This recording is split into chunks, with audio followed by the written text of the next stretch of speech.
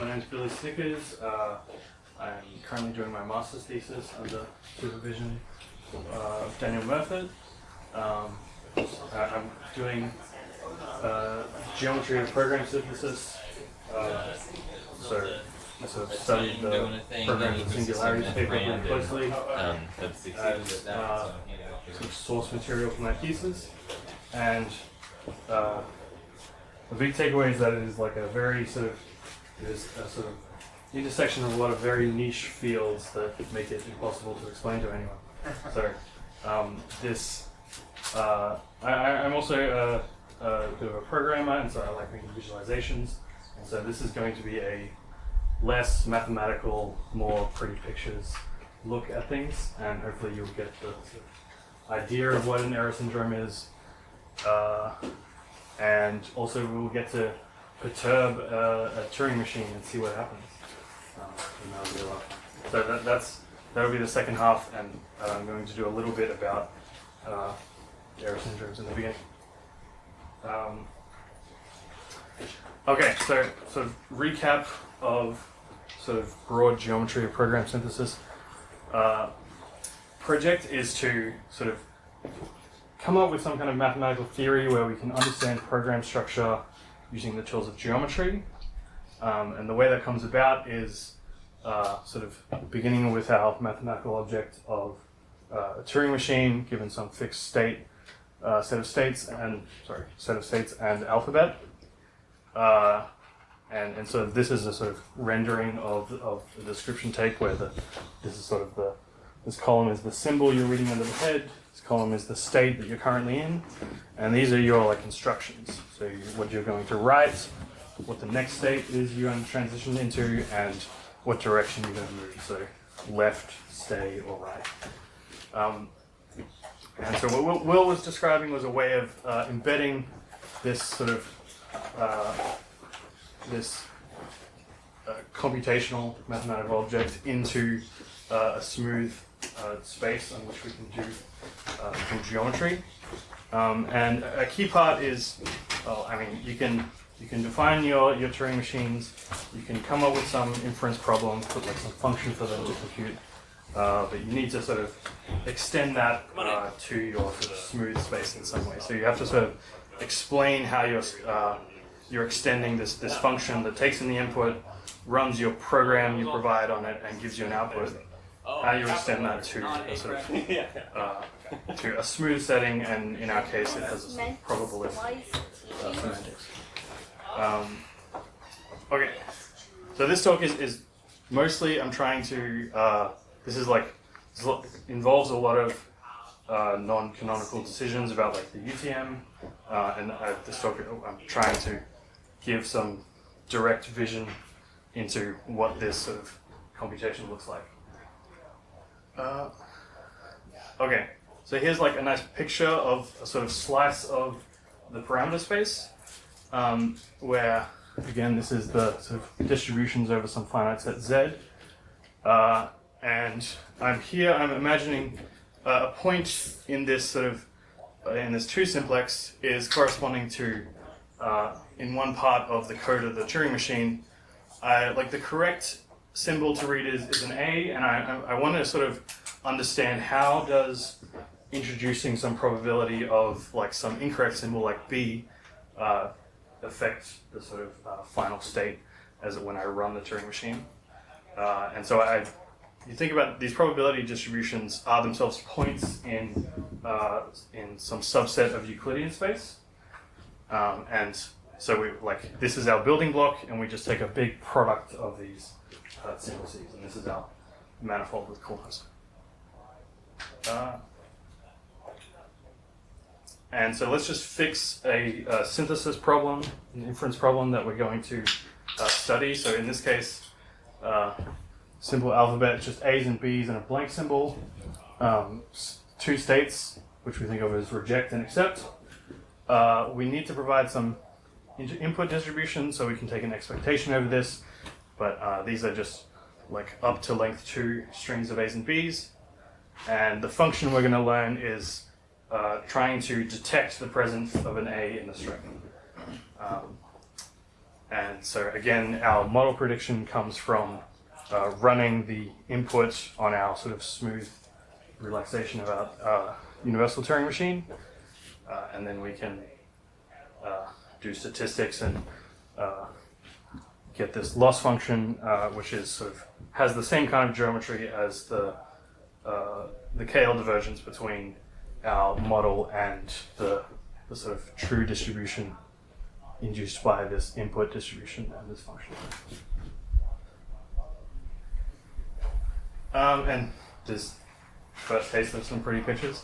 So this is a sort of full description tape, and I guess to state it again, in Will's talk it was sort of written linearly and we were only seeing these sort of triples all concatenated next to each other, and I've just sort of put it into a nice little table. And actually each one of these is one of those WI variables. So these are the directions that we're considering perturbations of our Turing machine in. So for example, this one right here, 8, 15. This is, well, here's 8 and here's 15. So this is when you see a blank and you're in state A, you should, well, the correct thing to do is stay in state A because, or I mean, in this UTM, but in this Turing machine, we sort of, like, the idea is you sort of walk along the string, and once you see an A, you go from reject to accept. It's pretty simple. And so this is some perturbation where we're introducing some possibility of error that we incorrectly go back to the reject state for some reason. And then 15, I could also explain its interpretation, but sort of every direction corresponds to some kind of instruction in the transition function and some choice of which kind of error. So there's two choices of error here. There's going left instead of staying, or there's going right instead of staying. And so the cool thing is you get, when you take these are taking slices of the parameter space where I sort of only consider, where I set all the other probabilities to 0 and only consider increasing uncertainty for these two directions. And this is the induced geometry you get. This is actually, I believe this is x squared y to the 4. So this is a singularity with a stronger multiplicity in the sort of y direction, and so it's getting flatter, and you can infer things about the LLC and broadly, the way all of these, all this geometry, this geometry then affects the learning process. Any questions about this so far? Cool. Okay, so this, I'm going to try and give it a very small, the kernel of the idea of what sort of sampling under conditional independence is. So when we build our Turing machine, we make it's a pretty simple circuit of squares that all relate to each other and are computed from each other. And so the sort of simplest thing I can start with is just a function of two inputs. And what I want to do is I want to extend this, we call it a smooth relaxation, where you imagine having a probability distribution over each of the inputs and sampling from them independently. And the way you can do this, you can define a function on the tensor product of these vector spaces, which these distribution simplices sort of embed inside those spaces. And in this case, I just take this basis of pairs of elements from x and y, and I map each of those to just the value of the function. And so when you extend this linearly, well, here's an example of what happens where I just assume the two inputs are the same set, and I actually assume that both inputs are distributed in the exact same way. So these might both be the same square of the description tape or something. And so this is what sampling from them independently looks like. When I evaluate and sort of expand out these this is a distribution. So this is the probability of symbol 0, probability of symbol 1. And so when I expand it out, I get these 4 terms. And critically, if I assumed that these distributions were correlated, then the only sort of possibilities are like f of 0, 0 or f of 1, 1. That's exactly what correlation means. But we also have these sort of extra impossible scenarios where the first time I sample from this distribution, I get a 0, and so that happens with probability x0, and the second time it happens with probability x1. So that this is the kernel of where the interesting geometry is coming. Why are you saying impossible situation? Like in the sense that it scratch that. I'm just saying that it doesn't correspond to any particular deterministic evaluation. So if I just sampled the value once at the very start and just used that for the rest of the computation, then I would either have to commit to symbol 0 or commit to symbol 1, and that would give you these outcomes. But this is where I never have to commit every time I sample. I just I get a different value.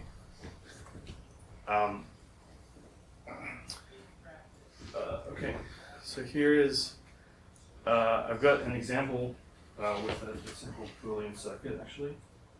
So here's a sort of diagram where I take 2 bits as input, and I'm taking the sort of logical conjunction here. I'm taking an XOR here, and then I'm taking another XOR here. And at the moment, these are fixed to 0 both times and 1 both times. I haven't really said what both times are, but I'll explain in a second. We can note that, so here's an example of different usages. So this is a sort of node in our computation graph that is using both A and B. This one is also using both A and B. So these 2 sort of sources of uncertainty are being sampled like twice, or 2 times each. And actually I can sort of visualize what's happening here by sort of splitting up A into 0, 0, and I can independently sort of change which one is I can change one of them to a 0, or the other one to a 0. Sorry, I should have said 1. I can change either one to a 0, or I can change both to a 0, and that sort of, you can see that usage flows into different parts of the computation graph. So this is essentially the sense in which we're sort of considering the actual computational structure of the algorithm by sort of distinguishing between different usages by sampling all of that. Wait, sorry. Why is one of those giving you the red dotted path? Is that just because you just clicked on it, or is there an actual difference between? This is just like when I hover, so I can see. It's not like one of those is making the difference and the other one's not. No. So each of these is a sort of like part of the error syndrome, like for different sort of squares of the. I guess you could think of this as the description tape. So this is the sort of visualization of each position in an error syndrome vector corresponds to a different path to the loop. These things can get they can get arbitrarily more complicated. And here maybe I can attempt to clarify, I think, a confusion about we were talking about each sort of sample in an error syndrome corresponds to a sample at a different point in time. But I think it's hard to sort of understand at the first scan of like what a time is or what a usage is. How this example actually works out, but say like the sort of samples at the bottom are very easy to think about because maybe it's hard to see, but this A is being used 2 different times, so we might think 2 samples, but actually, okay, so we can split into 2 samples there. But actually this, one of the places where one of those samples is used is itself used into other different parts of the graph. So we'll split that one, and that like essentially amounts to more requests of like new samples of this node. So we can sort of look through all the different parts that are occurring here.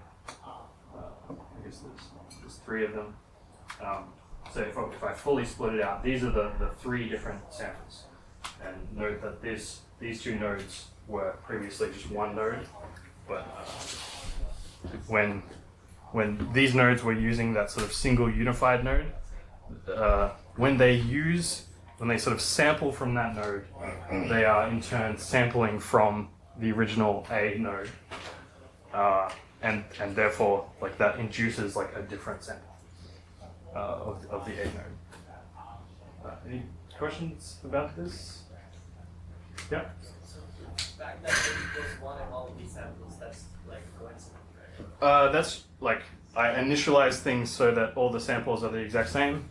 This is actually an adder circuit, but you have so A and B and carry, and I sort of just initialize them all in the same value. But I can do interesting things like change this to a 0, and I see that this actually affects the final output. But if I can sort of consider other changes that affects it in a different way. Here's an interesting one. This, if I change the value on this path, it sort of affects intermediate computations, but that change doesn't like propagate all the way to the final node. So like, to some degree, this is like sort of degeneracy. Is that because C in is 0?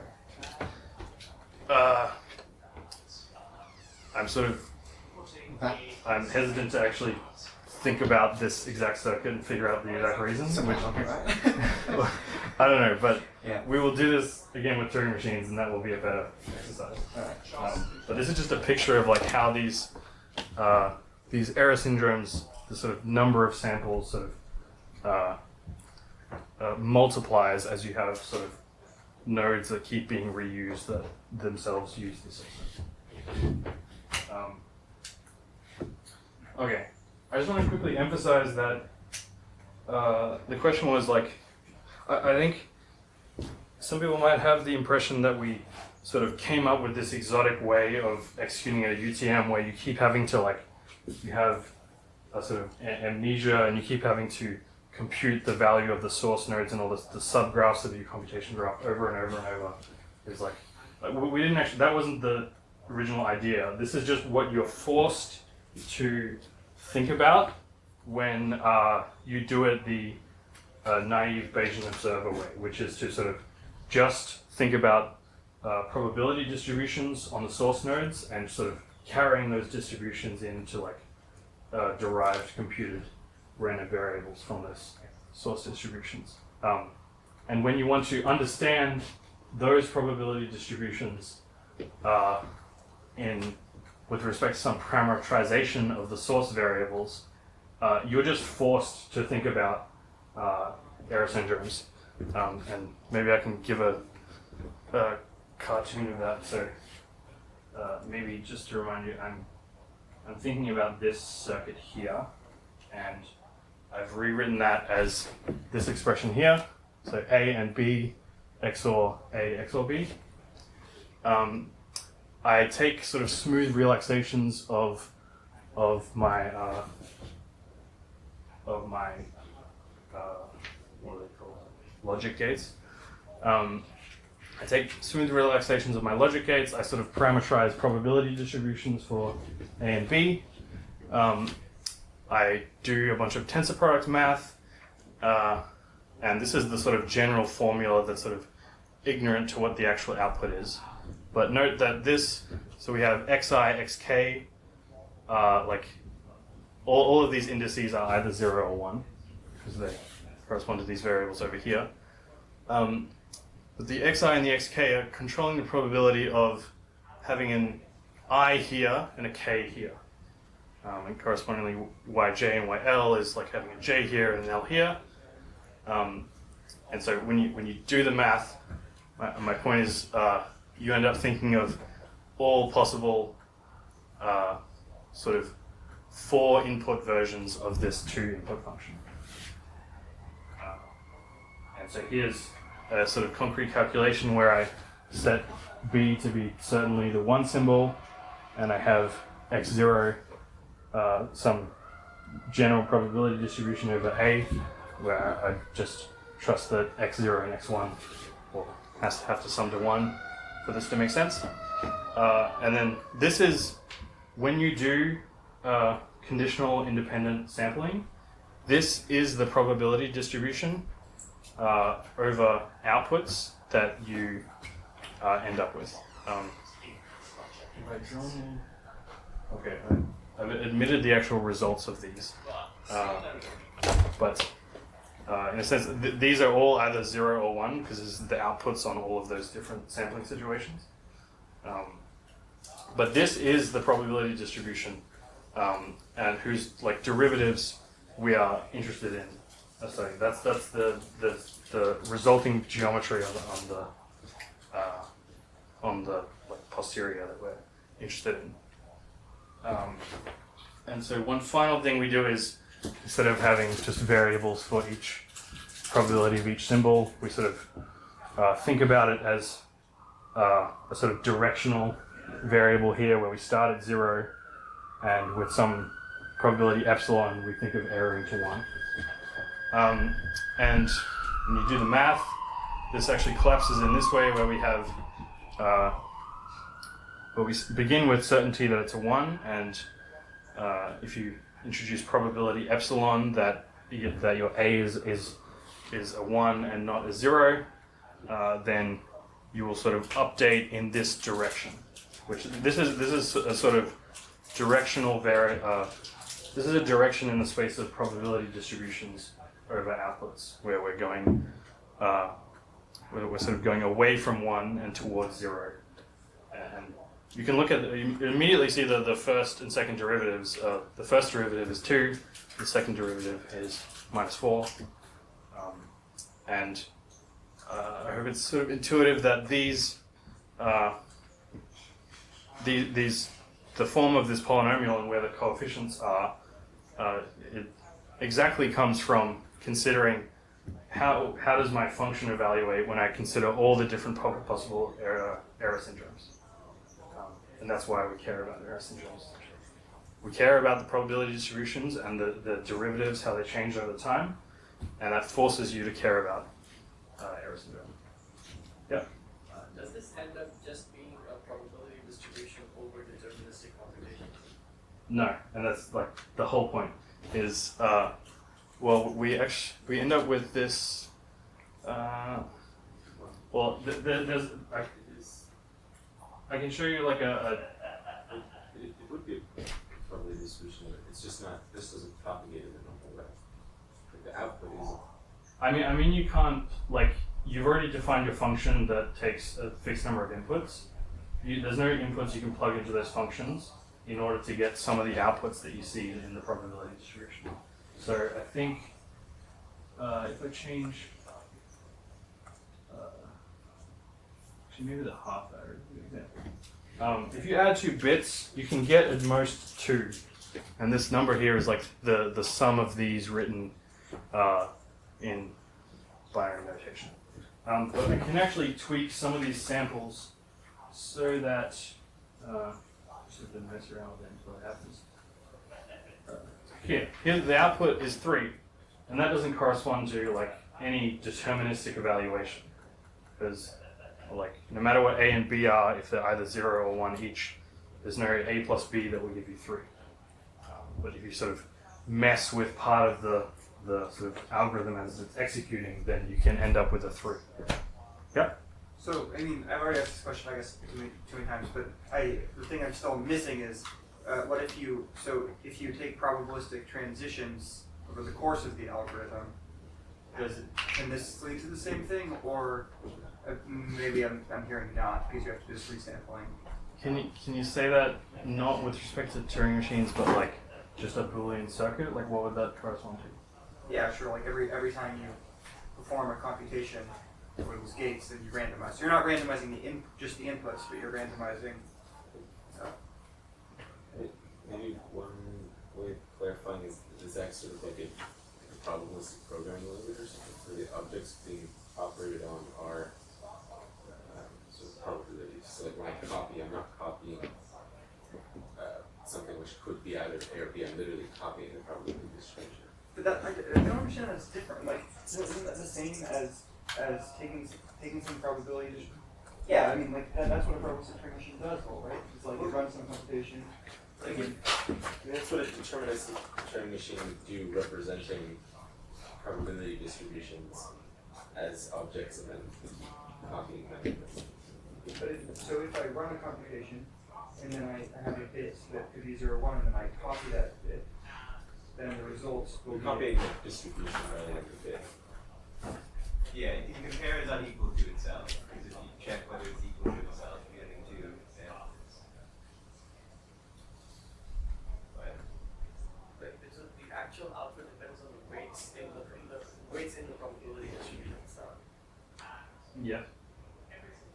There's a way you could do that would only depend on the function computed in from inputs to outputs. It wouldn't be affected at all as how you calculate it anyway. It would just be sort of either you're doing this like normal deterministic execution, or you're doing this other one, and the probability epsilon this one and probability 1 minus epsilon that one. So why is Billy's example not clarified? If you were to think about this as a transition, and you just do probabilistic transitions, then you would only ever make a transition that's possible. you would only ever make a transition. So if you probabilistically selected the inputs, you would never get 3. But if you probabilistically selected the behavior of the gates, you could get 3. And then in this example, we've achieved that without putting any probability over the gates. So it just cannot be doing what you're saying, right? Because I feel like you're implementing the Turing machine into the operation of the gates as well, if I'm understanding you right. Yeah. Yeah, that's one of the things where like you might think algorithmic structure and think about the actual sort of like topological or the structure of this as a graph. But what we tend to do is actually we fix a structure in the sort of graphical sense, and such a structure by taking sort of auxiliary input variables different to like the input to the function, you can use some sort of parameter inputs to sort of parameterize some class of functions. Like, and this is exactly what a UTM does, or this is what your computer does. Your computer is sort of a fixed computational structure. You write a program in Python, and that parameterizes some behavior of your like fixed von Neumann architecture. So like, yeah. So in this example, in order for the AND gate to be reading 1, you need A to be 1 and you need B to be 1, right? But if A and B are both 1, then the XOR operator is necessarily going to be 0, right? I understand that there's no setting of the inputs that leads to that output. But the point I'm trying to make with that is it means that these two gates must be fundamentally reading the inputs incorrectly, which are like differently to each other, which it seems like you understand. Yes. Right? Okay. And then your suggestion is that equivalent to just putting probabilistic behavior onto the gates themselves? Yes. And what? Leaving the inputs deterministic? Sure. Okay, so in that case you could be like A's 1, B's 1, and then the XOR mistakenly computes 1 XOR 1 is equal to 1. And that could be equivalent to what? Yes. Okay, I see. I think I understand your question now. Yeah. The problem can happen when you, like one level up, when I now, you may introduce correlate, like, you don't want there to be correlations. Yeah, I feel like this is something I have to work out, and I'm kind of heckling, and I should just leave it. Yeah. That's fine. I think you've got a point. Maybe Yeah. maybe this different setting is equivalent or related. But Yeah. just to be clear in this, like this, if we were to apply this, we would then be studying the geometry of our like UTM, which we don't actually care about. Yeah. And like because that's a we're good putting probabilities on the UTM behavior, because this graph is the UTM in this analogy, and the sort of sum of the inputs, other than like the inputs to the function or like the working type, some of the inputs are playing the role of the actual program, and that program we are studying its structure. We are like not actually caring about the general purpose UTM structure. So, Does that make sense? The UTM deterministically computes your non-deterministic Turing machine that you're simulating.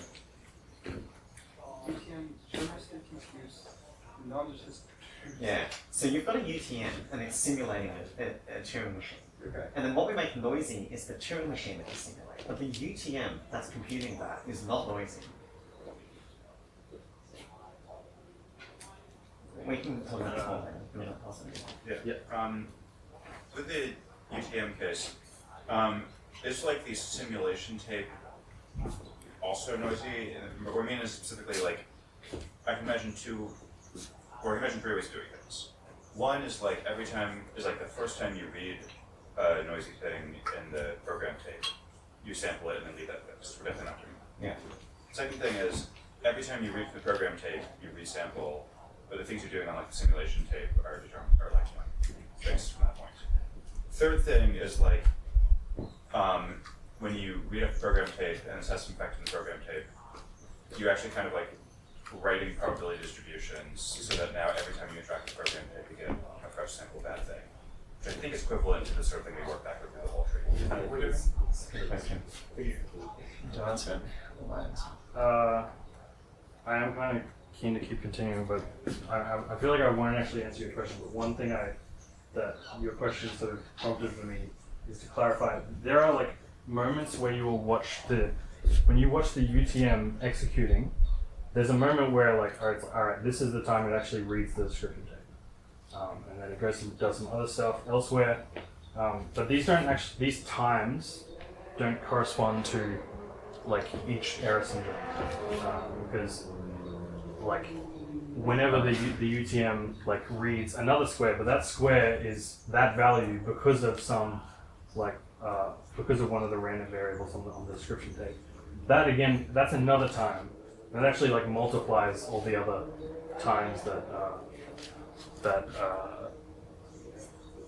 you sampled the first time. So possibly more enlightenment will happen when I show some pretty diagrams. You know you're well past off. Yeah.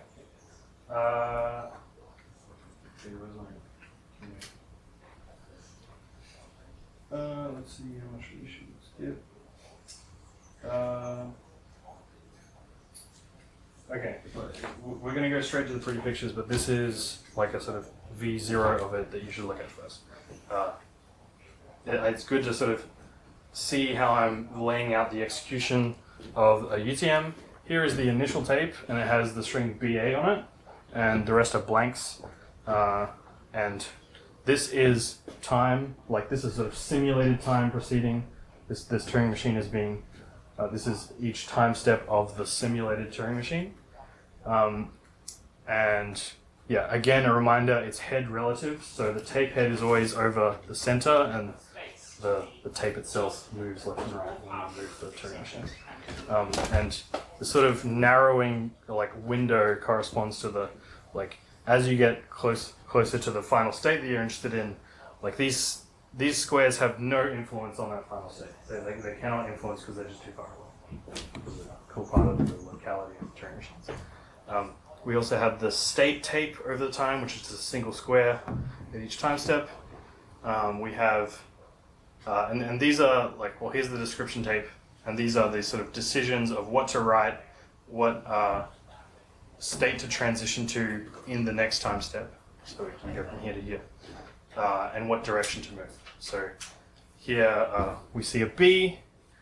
We sort of look up, we see a B and we're in state R, so we look up, oh, here's BR, what should we do? BRR, that's what this is. So we're going to write a B, so this stays as a B. We're going to stay in state R, and we're going to move to the right, so that's the same as the tape moving to the left. So that's a basic normal Turing machine time step, and we just iterate that some number of times. In this case, 5 times, and the final state is A because it's except, meaning there's an A in the string. Does that make sense? Cool. Now we're going to make it fun.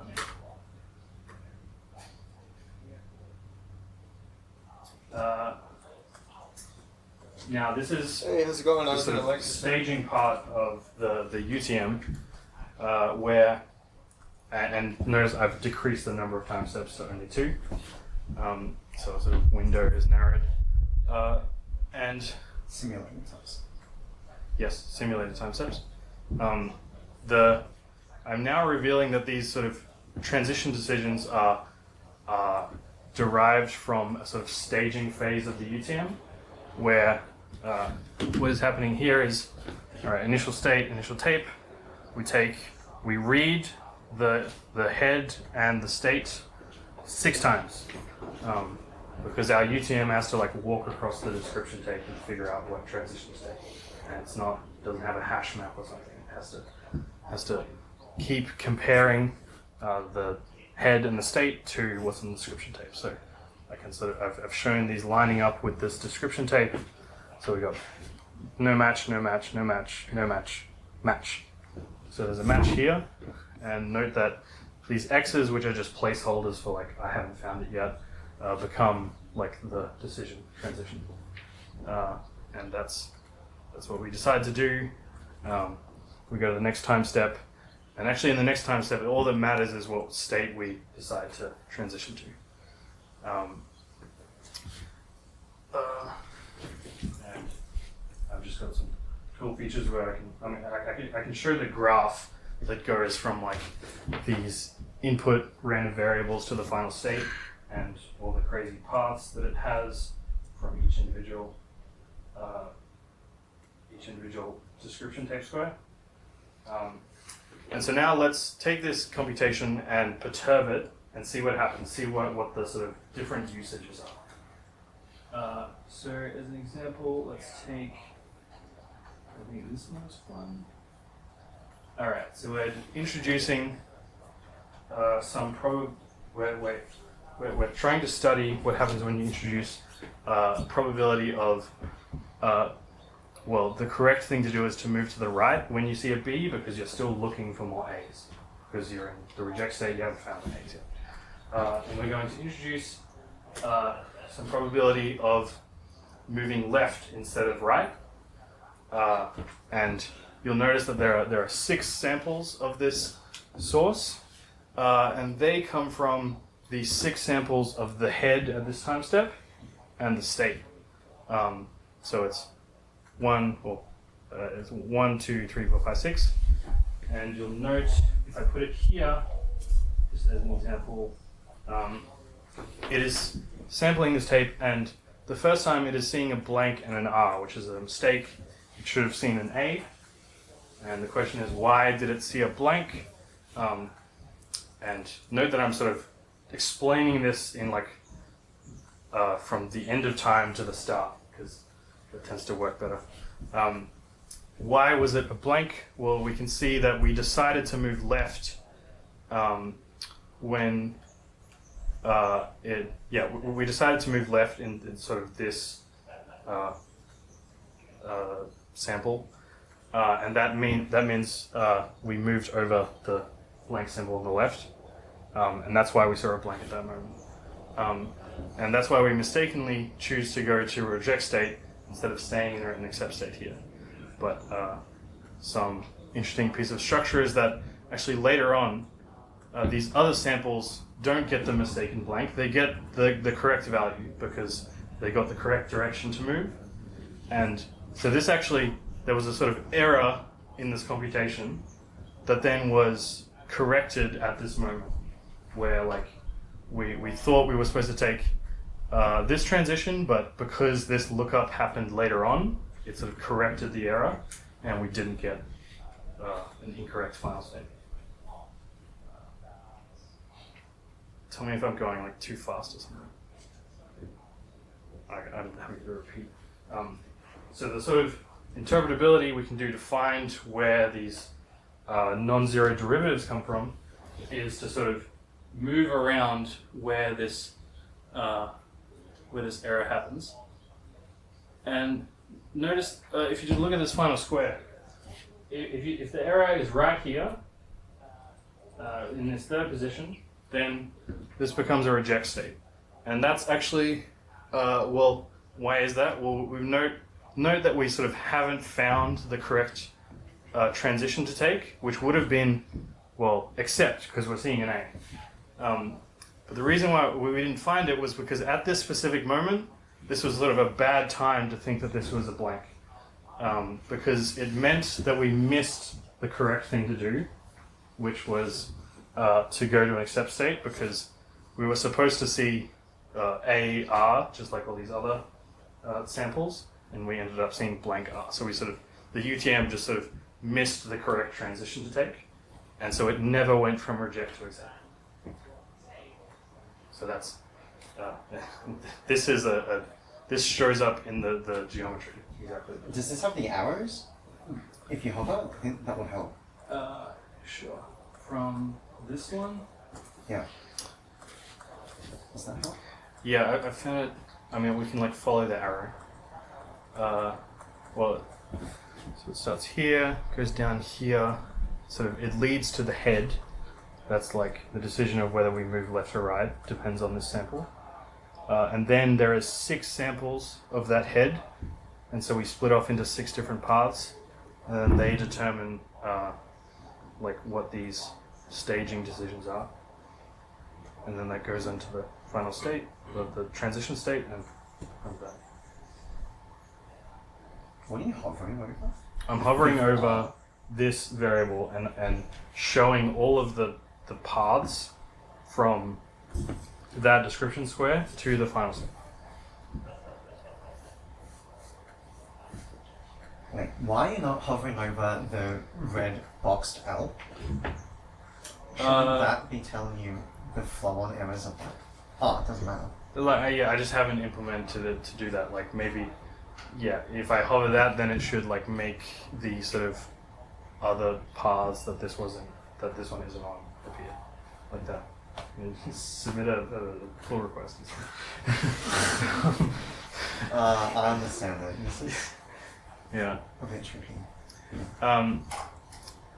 Yeah. Okay. Let me show you my other favorite example of certain geometry I have. What do we have? We got time. I'm sort of like, I'm sort of hoping to like take requests on like what geometry to look at and explain why it's there. But which I'll start with one that I know will go well. Which is 815. So this one, as I said before, it's x squared y to the 4, which I noticed is right here. Oh, nice. How's that for naturally occurring? Probably another 2 minus person. Or at least can't speak about the problems they care about. Yeah, I shouldn't scroll. I should Naturally. Scrolling is kind of offensive to presentation. Okay, so we're studying which directions? 8 and 15. So let me look at areas 8 and 15. Okay, and yeah, I can't. This data is like a bit complicated to explain to you right now, but trust me that when in this expression for the derivative, you get these s's and t's are sort of correspond to to 2 monomials here that you might multiply, like as in the sense of adding their exponents. And let me just point you at the interesting thing, which is this is actually the source of, well, this is the polynomial we're plotting. And the reason why that is there and has a coefficient of 1 is precisely because there is a 1 here. And this is saying there is one of the error syndromes where you make a single error in the 18 direction and 2 errors in the 15 direction yields an incorrect output. Like changes the output from accept to reject. And so like let's go find it. So if I mean the sort of cheat thing to do is to just make them all errors and see. Oh, and notice, okay, there's no errors sort of propagated here. That's because I've forgotten that there are 6 inputs, A, B, A, B, B, A, B, B. And this error is only occurring if the input string is the first one, which is A. So I'll change this to an A, and then we'll see when I put the errors back. Alright, we're in a reject state, and I'm gonna do some analysis where I remove some errors and see which ones are consequential. Alright, we didn't need that one. We did need that one. Didn't need Well, I that think one. that's the one. Okay, well, So so what I'm going to do is each one of these, I'm going to take it away and see if this red square becomes the correct accept state. So I hit that one, change it back to the correct value. We're still erroring. If I remove that one, we're not erroring anymore, so I'll keep it there. It's sort of, this process is like, this procedure for finding the correct pattern of errors doesn't generalize necessarily, but it works pretty well. But let me just actually show you the correct error syndrome, which is this one. 2 errors in the 8th direction, and sorry, 1 error in the 8th direction and 2 errors in the 15th direction. These. Yep. Could there have been like other combinations? They're Like kind of if you say in between. undo one of That's why, the because things I that was are like, correct maybe I should error, go for but that you kind of put in say 2 of the other ones that you now haven't made an error, can you then still get an error? If you see what I mean? Yeah. Well, it would So that depend like, on the yeah. Turing Well, that's the machine, main reason but I almost did. like those, No, I was there's no like some time ago. there may be I was like, asymmetries in your Turing machine that would cause that to happen, Well, and it just depends on the Turing machine or the like the sort of Right. UTM or something. it's hard to establish causality. But yeah, in this case, these are actually critical, and I can introduce more errors, and that also shows up in the coefficients of the geometry. But it's like sort of this is the kernel of like why errors are occurring. Yeah, but in this particular example, you know that there aren't any more of this exact combinatorial. There are no more. Oh, There are no more consequential errors where there is. you were saying like Body right now. make this an accept and make this one a reject, or this. or like maybe you make like 2 of them a reject, and then you can undo the first reject. They haven't helped. Well, the point is that If so, I've like there's a calculated conditional on there. every single error syndrome up to degree 6, which there's like 800 million or something like that. Calculated all this, and this is showing me the only ones where the error happens. So there's no x squared y. If there was an x squared y with like non-zero error counts, then that would tell me that I can go looking for an error syndrome of the form you said. But this is saying this is this tells you the weight of the error syndrome, but not necessarily like the exact positions where you have error. Yeah, but moreover, the 1 is telling you that now that you've found one, you found all. Oh yeah, this could be like 2 or 3 or something. Yeah, so in the second example, you've got xy cubed, which corresponds to 1 error in the top row and 3 in the bottom, and you know that there are 4 combinations of that. Yeah, because I can introduce one more error in 4 different ways. I see. That's exactly Which what is important. The polynomials don't give you enough data to tell you what the errors actually are. They just say if you make an error of this pattern, then there are this many of them. But you need to go searching for them. Yeah. Okay. This thing that Billy's done of like finding the R, finding the errors, it's actually pretty tough. I could imagine. That's why he found this hack method. It's kind of clever, sending them all of the errors and then Right. go. Yeah, That is yeah. fallible, but Yeah, that was kind of my question, whether you could just do that, but you Nah. just It's possible that if I introduce more errors, it flips back to an accept state. Yeah, exactly. Yeah. But it happens to not be the case Right. here. Sure. We can go to free time in a second, but I really like this example. Let's see what actually happens here. So if I actually instructed to start with only these 2 errors, and what is happening here is, again, okay, string is not BA, it's just A. We are when we sample the head these 6 times, at this critical moment where, at this moment we sort of make it so that the UTM like mistakenly thinks that there is a blank under the head, and that matches up like it's the correct moment in time for that to happen, so that we write this sample right here. So we're writing reject instead of accept, and making the UTM match to the incorrect transition. A combination of 2 errors conspiring. What happens here is that later on we end up matching A again. Because like we take more samples, we see a capital A and a state A, and that sort of error gets sort of corrected away, and there's no problem. So if we introduce this third error, this is at this moment we again see the blank, because we imagined that we moved right instead of staying. And so these 2 errors are conspiring to sort of introduce this reject and also block the correction to the correct transition to take. And that is, that's the sort of kernel of the error pattern that causes an incorrect output. And the picture of that is this.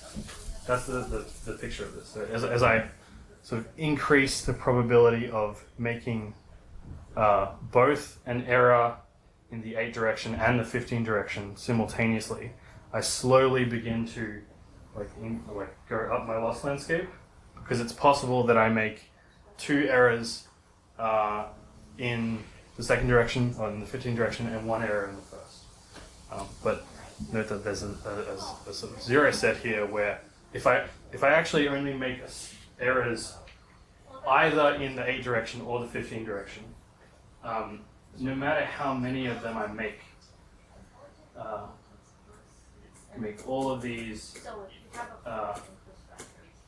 errors doesn't affect the final state. And the same for if I just make all of these errors.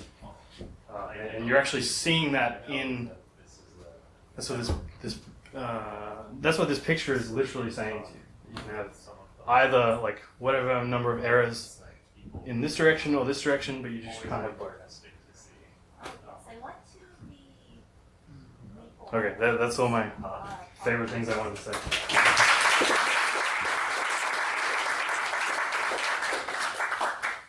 Questions? Or a request to look at it.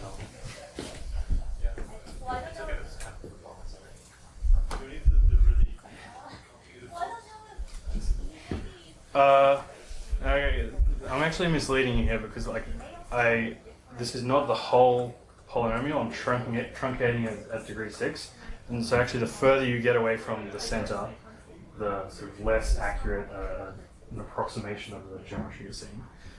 Actually, one thing I forgot to point out, these all have like certain forms. Like some are like somewhat regular, some are just like a normal crossing or have a single line. This one is the cool one. Yeah. Why is it diagonal? I don't know, but the annoying part is, Wouldn't that just be if you make 2 errors, you're fine? But it's not 0 stack though, right? It's not y. yeah. So just to orient yourself, the actual region of space here, because this is -1 to 1, -1 to 1. The region of space that actually is interpretable is actually a 2 simplex here, because these are errors in the same square. Either these are these 2 errors. So the correct thing is to go right, and you can either introduce more errors to the left, or you can do some staying. You can't like do both with probability. So it's actually this sort of triangle is like interpretable. This sort of 0 set that's here in the blue, that passes through like negative probabilities. And that's sort of a can of worms to like understand. Like, I don't know, should we interpret that meaningfully or something? Like, it's still influencing the existence of this singularity is still influencing the geometry in the like interpretable region, in the actual simplex. So I'm seeing just a dot, just a single point that is minimized there. Or should no, it's the line. This is a rendering artifact where I worked very hard to make these lines show up, and they're only showing up because they're axis aligned. Like a lot of the just numerical precision. So that is actually a level place. Yeah, there is a line. Yeah, but algebra is Is that true if you scroll up? Is there other situations where that's happening? all Like more. no, all the other ones are like axis aligned, like they're at like the straight vertical or across. Or some with like kind of like this one. This one here. Yeah. Yeah, this is actually going negative after this point, so it sort of drops out of the level sets. And again, this is only showing up because we're like truncating our polynomial. Yeah.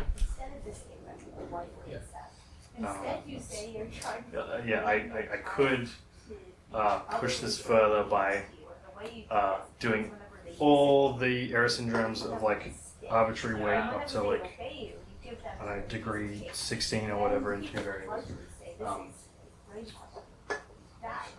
I'm a dad. I don't have that much time. Yeah. You'll get there eventually. Yeah, I'll get to this. Yeah. So you like increase the size of the error syndrome every time you sort of like branch based on reading something, but not if you just copy it. Sorry, you said The length of the error syndrome is like the number of times that you've like branched based on reading that symbol. It doesn't include the like just copying it around. the length of the error syndrome is the number of like pops. Yes, it doesn't link the copy. So I was gonna pipe up. What you're saying earlier I think is actually correct. So in the graphical model when you see the arrows that split off at a particular head, you can think about that as, okay, say there are n splits. You can just take n samples of the square that they're splitting off from, right at the very start, and then use the first sample where that one arrow ends up, the next sample where the second arrow ends up, the third one where the third one ends up, etc. So all of the copying is done at the very start. This is like very, very linear logic-esque, if you know anything about it. Like it's very sensitive to its copying, etc. So yeah, all of the copying is a place where you could have the errors.